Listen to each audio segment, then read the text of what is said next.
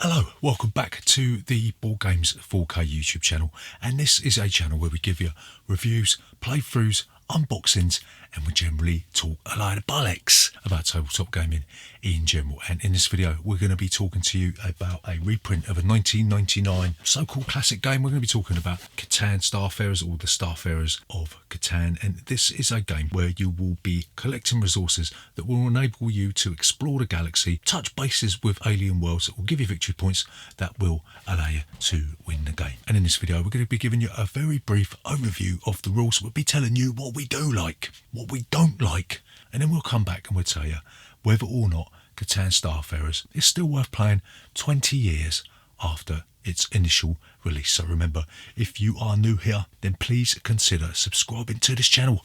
Leave a comment in that section down below, give us a thumbs up, and we will see you after this.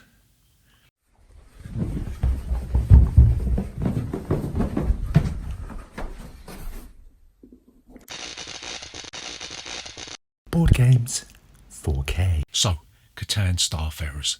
How'd you play this game?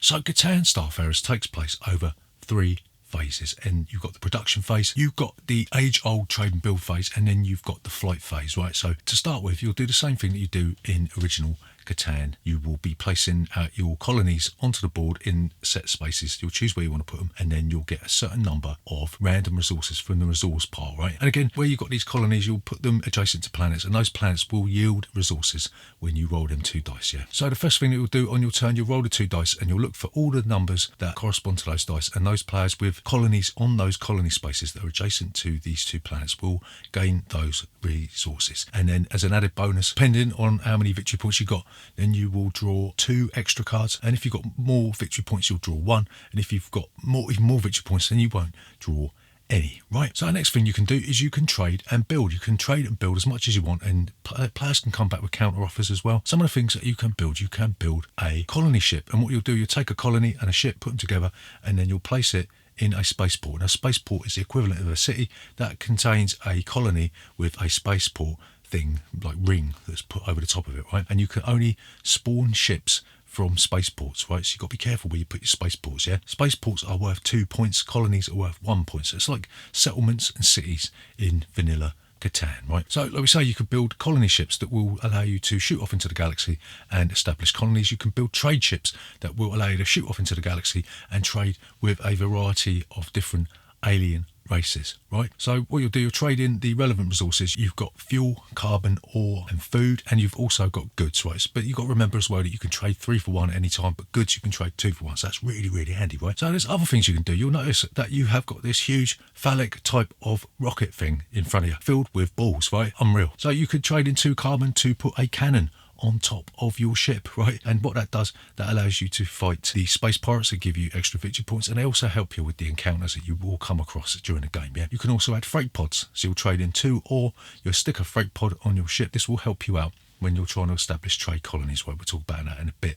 And you can also get boosters. You trade in 2 fuel, and this will mean that your ship will be able to fly farther and faster in the flight phase. So once you are done trading and building, you will move on to the flight phase. And if you've got any ships on the board, then you will be able to fly them into the galaxy. If you haven't got any ships, then you can't do this step, right? The first thing you'll do is you'll calculate your speed, and you'll shake your ship, and then you'll look at the 2 little balls that are hanging from the bottom of your ship, and then you will look at a little chart, and it will tell you how far your ship can move, and you'll add any boosters that you've got to that, and you'll move your ship a certain amount of intersections until you either hit a planet or you'll hit one of these like docking station, trading station type things, yeah?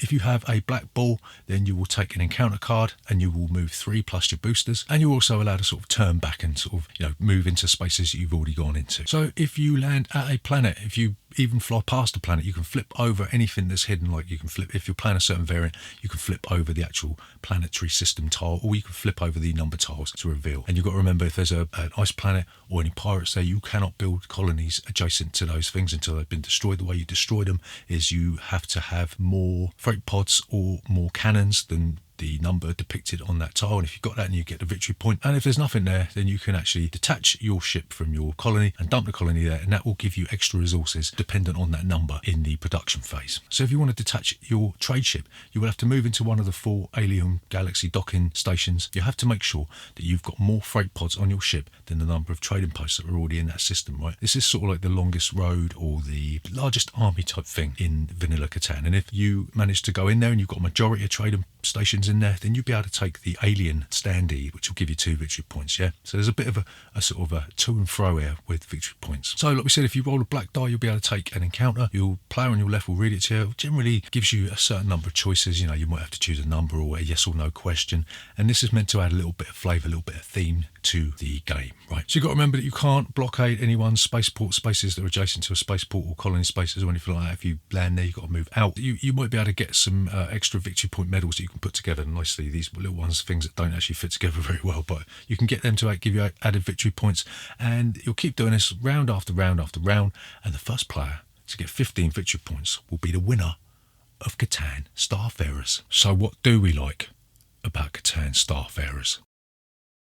So the first thing that we really like about Starfarers of Catan, or Catan Starfarers, is that it takes Catan to a new level, both in theme and in mechanics. Rather than sort of farming a dusty old island, you know what I mean, a medieval island, you're out in the universe, you're exploring, you're gathering resources, you're building. It takes it to a new level entirely, and the space theme really does fit this really, really well. But it also keeps the feel, the flavour of original Catan, and keeps what was great about that in this game, and that's really good. So the second thing we really like about Catan Starfarers is there's more stuff to buy. There's loads of stuff to buy.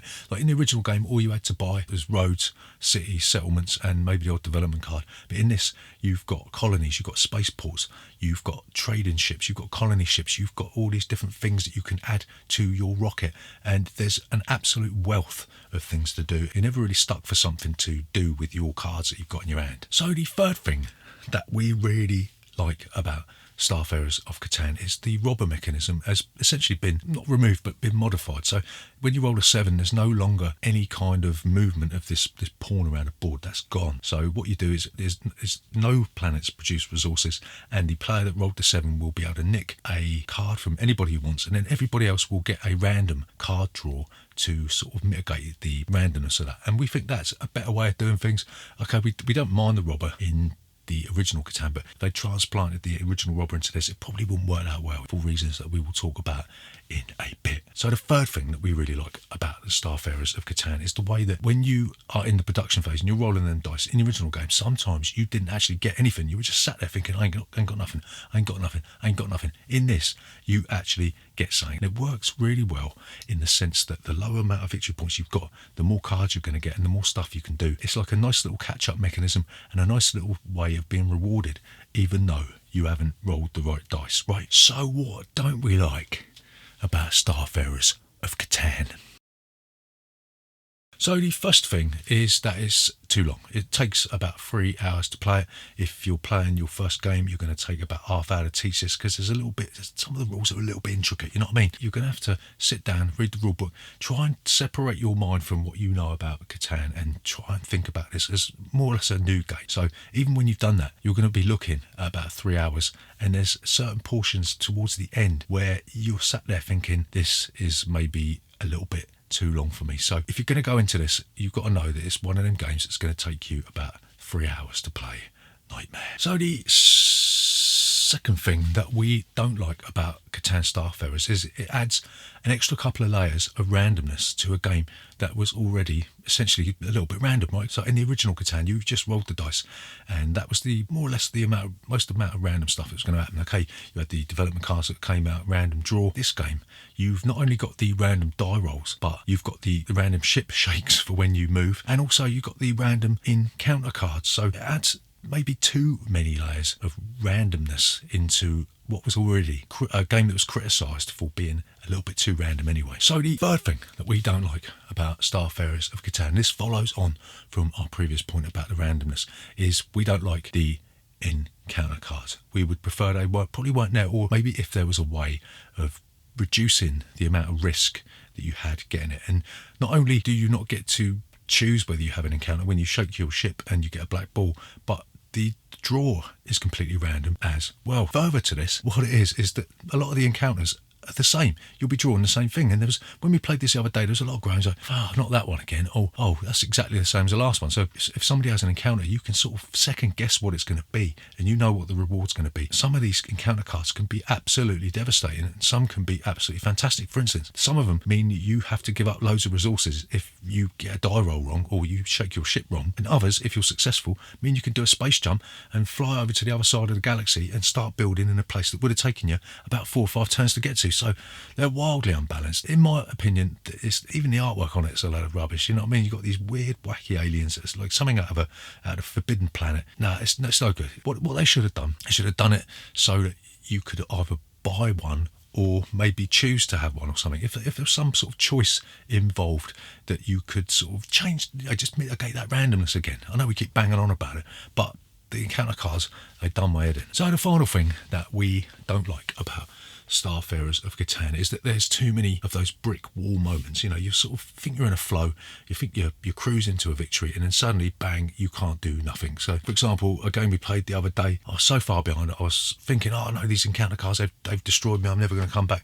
And then I got my act together, I was starting to flow, I was thinking, I'm going to win this, I'm going to win it. I was 1 point away, and then I realised that I couldn't build anything, because I'd already built all my colonies, couldn't get any extra resources, and mainly all of the docking stations, all the docking spaces were full up, and I would have had to have built all these trade ships, have flown them halfway across the galaxy, and there was just no way of doing it. So one of the main problems of this is that there's probably a set way or a best path through this building process, because you've got an added flight phase, you've got to add that into the mix. You know what I mean? All your planning goes out the window. So the fact that there's too many of them frustrating, I can't do anything moments is a bit of a nightmare. So to summarise, is Starfarers of Catan still worth playing 20 years after it was first released?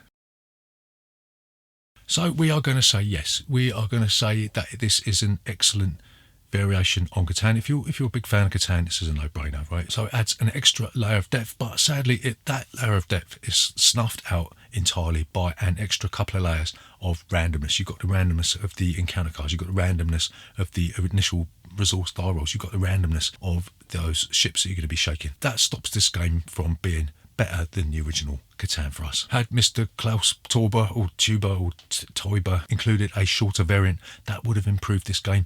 And it's a little bit sloppy in the almanac when you're going on about the variable setup. It just seems as though he has tried to include all these weird and wonderful variations in how you play the game, but essentially it's just you play with this face up, or you play with that face up, or you play with nothing face up at all. So it's a little bit sloppy. It does seem as though some of the mechanisms are afterthoughts. Like they've done a bit of play testing and gone, oh, that's not going to work. How can we sort of, we'll just change, we'll have it so that if you do move into a colony space, then you've got to move out of it next turn. You know, that'll do. That's what it feels like to us. But we're still going to give this 4 out of 5. We love Catan.